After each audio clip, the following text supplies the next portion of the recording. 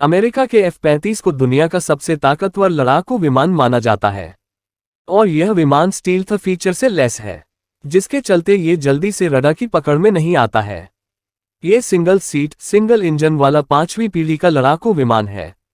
America अपने F-35 विमान को 21वीं सदी के सबसे उन्नत मल्टीरोल फाइटर जेट के रूप में प्रचारित करता है, लेकिन बहुत ही कम लोगों को जानकारी होगी कि भारत के स्वदेशी लड़ाकू विमान तेजस, जिसके 5 साल बाद पहली उड़ान भरने वाला यह अत्याधुनिक लड़ाकू विमान है और अब तक यह 8 बार दुर्घटनाग्रस्त हो चुका है। वहीं भारत का तेजस अब तक बिना किसी एक्सीडेंट के सफलतापूर्वक अपनी सेवाएं दे रहा है।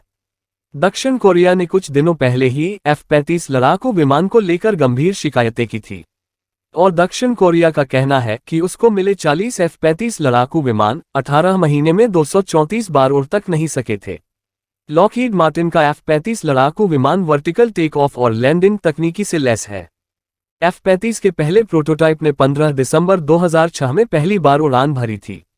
F-35 की अब तक 770 यूनिट का निर्माण किया जा चुका है। एक F-35 लड़ाकू विमान की कीमत $122 मिलियन है और अब तक इस विमान के 3 वेरिएंट्स को बनाया गया है। इसका इस्तेमाल अमेरिकी नौसेना, वायुसेना और इसके अलावा मरीन कॉर्प्स करती है।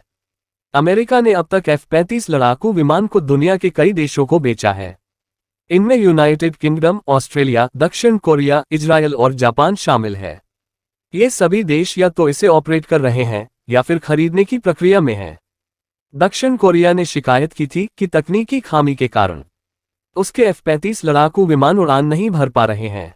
पिछले 18 महीनों के दौरान 172 मामलों में F-35 विमानों को उड़ान भरने योग्य ही नहीं पाया गया था और वहीं 62 मामले ऐसे भी थे जिसमें F-35 लड़ाकू विमान उड़ान भर सकते थे, लेकिन वे मिशन को पूरा करने में असमर्थ थे।